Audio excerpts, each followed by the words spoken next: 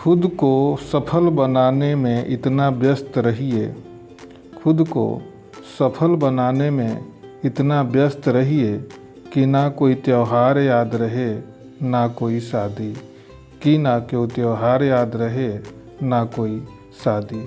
उस दिन से हर त्यौहार होगा, उस दिन से हर त्यौहार होगा जब मिल जाएगी आपको कामयाबी, जब मिल जाएगी आपको कामयाबी। नमस्कार मित्रों, आज के इस विज्ञान के कक्षा 7 के इस चौथे एपिसोड में आपका स्वागत है।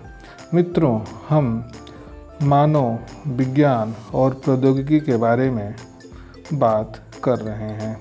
आज हम चौथे एपिसोड में हम कुछ मुख्य चीज़ों के बारे में चर्चा करेंगे। हम पहले, दूसरे और तीसरे एपिसोड में प्रौद्योगिकी से संबंधित कई चीज़ों के बारे में वर्णन कर चुके हैं। विज्ञान और प्रौद्योगिकी ने विकास के लोगों के जीवन स्तर में क्रांतिकारी परिवर्तन किया है। हमने बैलगाड़ी से लेकर हवाई जहाज़ तक, चिकित्सा के क्षेत्र में सीटी स्कैन से लेकर एमआरआई तक तथा तकनीक के क्षेत्र में कंप्यूटर से लेकर के इंटरनेट तक हमने कई सफल कीर्तिमान स्थापित किए हैं। यह सब प्रौद्योगिकी के ही देन है। यदि हम परिवहन और संचार की बात करें तो हवाई जहाज़ हो, बुलेट ट्रेन हो, मेट्रो ट्रेन हो, या फिर मनोरंजन की बात करें तो वह टीवी हो या 2-in-1 हो या मोबाइल हो। चाहे हम सफ़र की बात करें तो ध्वनि से भी तेज़ आज हमारे पास ऐसे साधन हैं कि हम ध्वनि से भी तेज़ गति से सफ़र कर सकते हैं। चिकित्सा के क्षेत्र में हमारे पास ऐसी कई मशीनें हैं जो शरीर के अंदर आंतरिक चीज़ों के बारे में आसानी से पता लगा सकती हैं कि हमको कौन सी बीमारी है। आज हम टेलीफोन, फैक्स मशीन, एसटीडी से बात करना गुजरे ज़माने की बात हो गई है। पहले हम इकट्ठा हो करके चौपाल के माध्यम से हम कोई बात अपनी रखते थे और मनोरंजन किया करते थे, लेकिन आज हमारे पास आधुनिक युग के कंप्यूटर गेम तथा कई ऐसी बड़ी बड़ी फैक्ट्रियां हैं जिससे हम आधुनिक चीज़ों को हम उत्पादन करते हैं जो हमारे प्रतिदिन दैनिक जीवन में उपयोग में लाई जाती हैं। यदि हम विद्युत की बात करें तो पावर प्लांट या हाइड्रो इलेक्ट्रिक पावर प्लांट से लेकर के हम थर्मोन्यूक्लियर या हम एटॉमिक पावर स्टेशन तक की यात्रा कर चुके हैं। पहले हम सिंचाई के लिए कुएं से निकालकर पानी सींचते थे जिसमें ढेकुली और रहट का प्रयोग होता था। आज हम स्प्रिंकलर मेथड या ड्रिप कलर सिंचाई की विधि का आधुनिक तकनीक का प्रयोग करते हैं। पहले हम हाथ से हंसिए से खेतों में जाकर फसलों को काटा करते थे, लेकिन आज हमारे पास आधुनिक संयंत्र जैसे कंबाइन हार्वेस्टर, थ्रेशर आदि मौजूद हैं। पानी के लिए आज हम डीजल पंप सेट और ट्यूबवेल पर निर्भर हैं। हमारे देश में कई ऐसे उर्वरक उपलब्ध हैं जिससे हमारे देश में एक कृषि का औद्योगिक क्रांति के रूप में उत्पादन हो रहा है। यदि हम सिल्कवर्म या रेशम की बात करें या मुर्गी पालन या अन्य डेयरी फार्म की बात करें तो हर जगह हमारा देश प्रौद्योगिकी की सहायता से एक नए कीर्तिमान स्थापित कर रहा है। आज हम जगह जगह पर फसल का उत्पादन कर रहे हैं, किचन गार्डन विकसित कर रहे हैं और छोटे छोटे पॉन्ड्स में हम मछली पालन कर रहे हैं। आज आधुनिक तकनीक की ही देन है कि हमारे 12 चैनलों पर पीएम ई विद्या का प्रकाशन हो रहा है। यदि हम अन्य मिसाइल या प्रक्षेपास्त्रों की बात करें या बड़े बड़े युद्धपोतों की बात करें तो हमारे देश ने हर चीज़ों को बनाना सीख लिया है और हम अपनी स्वदेशी उन्नत तकनीक के माध्यम से हम इन सब का उत्पादन कर पा रहे हैं। यदि हम तकनीकी के क्षेत्र में इंटरनेट या ईमेल की बात करें तो ये सभी आज कोई भी कार्यक्रम या कोई भी संचार या हम कोई भी संदेश आसानी से कुछ ही सेकंड में पहुंचा देते हैं।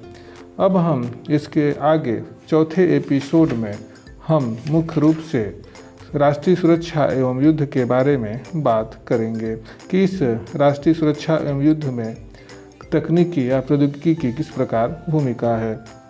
राष्ट्रीय सुरक्षा के क्षेत्र में हमारे देश ने बहुत तेज़ी से उन्नति की है। इसमें एक नई क्रांति आ गई है। पृथ्वी, अग्नि, ब्रह्मोस, त्रिशूल, निर्भय तथा ब्रह्मोस जैसी मिसाइलों का निर्माण हमारे देश में हो चुका है और इन सब का सफल प्रक्षेपण भी हो रहा है। मिसाइलों का प्रयोग दूसरे देशों द्वारा आक्रमण होने पर उनके युद्ध अस्त्रों को नष्ट करने में होता है। इनसे हमारे देश को प्रभावी ढंग से सुरक्षा होती है। युद्ध की स्थिति में रॉकेट द्वारा मिसाइलें छोड़ने की तकनीक में हमारे देश ने सफलता प्राप्त की है। भारत में कई ऐसी मिसाइलें हैं, चाहे वह ज़मीन से ज़मीन या ज़मीन से आकाश या आकाश से ज़मीन पर या समुद्र से हवा या समुद्र से ज़मीन पर मार करने वाली मिसाइलें हों। सभी प्रकार की मिसाइलों का उत्पादन हमारे देश में संभव हो सका है, जो एक मुख्य रूप से प्रौद्योगिकी की ही देन है। हमारे यहाँ हल्के वजन के प्रक्षेपास्त्र से लेकर के जैसे multi barrel rocket launcher Pinaka से लेकर के हैवी ICBM जैसे मिसाइल का प्रयोग या उत्पादन हमारे देश में स्वदेशी तकनीक के माध्यम से हो पा रहा है। ICBM मिसाइल का अर्थ होता है कि यह ऐसी मिसाइल है जो एक महाद्वीप से छोड़ी जाती है और दूसरे देश के महाद्वीप के दुश्मन के युद्ध स्थल को नष्ट कर देती है। तो इस तकनीकी अर्थात ICBM प्रक्षेपास्त्र के रूप में भी हमारे देश ने मुख्य रूप से तकनीकी सफलता हासिल की है। यदि हम पनडुब्बी की बात करें तो हमारे देश में एक सफल स्वदेशी पनडुब्बी का विकास हो चुका है। यदि हम कृत्रिम उपग्रहों की बात करें तो भारत ने कृत्रिम उपग्रहों को विकसित करने तथा उन्हें पृथ्वी की कक्षा में स्थापित करने की प्रौद्योगिकी में महत्वपूर्ण सफलताएं प्राप्त की हैं। कृत्रिम उपग्रहों से न केवल दूर संचार व्यवस्था में अभूतपूर्व विकास संभव हो पाया है, अपितु सुदूर संसूचन अर्थात रिमोट सेंसिंग में भी हम विश्व में अग्रणी हो गए हैं।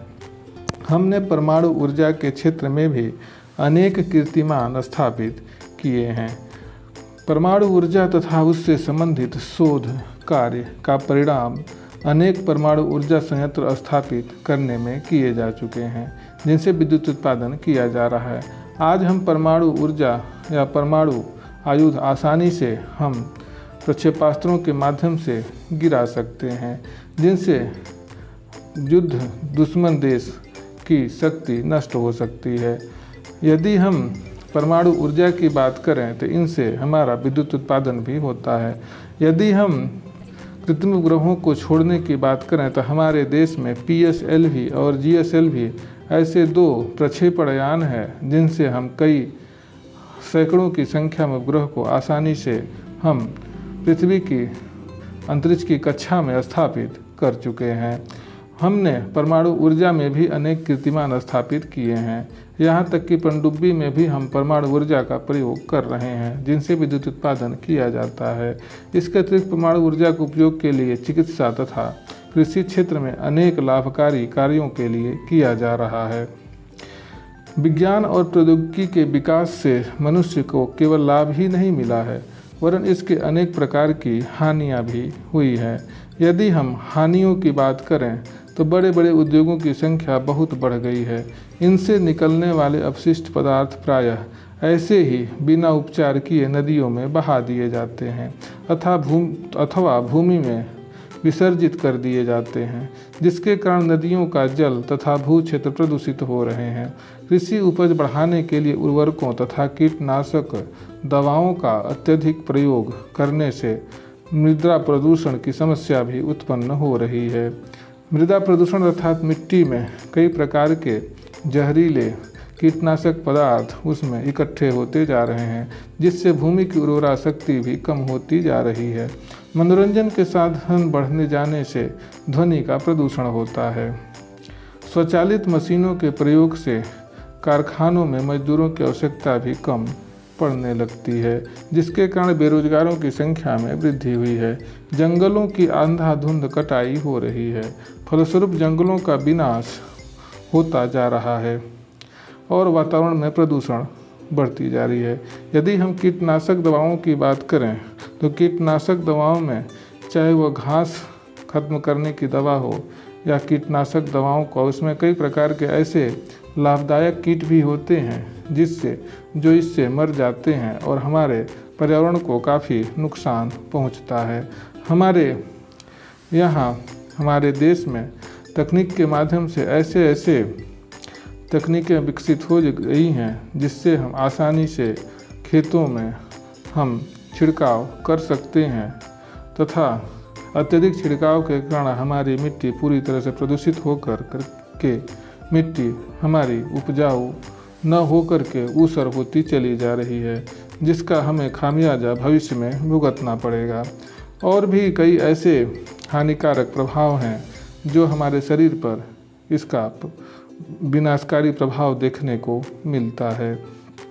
इतना ही नहीं, इसके कारण अनेक प्रजाति के जंतुओं जैसे बाघों की संख्या में कमी या चील, बाज आदि की संख्या में, या कई ऐसे पशु पक्षियाँ हैं जो अधिकाधिक कीटनाशक छिड़काव से उनकी संख्या में कमी होती जा रही है।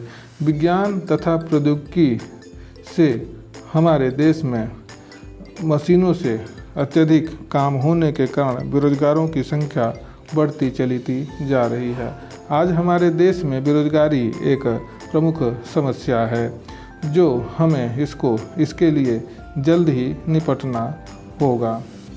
यदि हम अन्य हानिकारक प्रभावों की बात करें तो हम जो युद्ध क्षेत्र में कई प्रकार के मिसाइलों या रासायनिक हथियारों का प्रयोग करते हैं वह हमारे लिए एक बहुत ही नुकसान साबित हो रहा है। तो मित्रों, आज के इस अंतिम एपिसोड में बस इतना ही। उम्मीद है यह वीडियो आपको अच्छा लगा होगा। धन्यवाद।